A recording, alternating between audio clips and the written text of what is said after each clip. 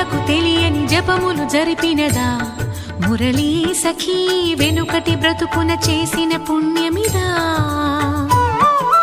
తనువును నిలువున తొలిచిన గాయములే తన జన్మకి తరగని వరముల సిరులని తలచినదా కృష్ణ నిన్ను చేరింది అష్టాక్షరిగా మారింది ఎలా ఇంత పిన్నిది వెదురు తాను పొందింది వేణు మాధవాని సన్నిధి ఈ శ్వాసలో చేరితే గాలి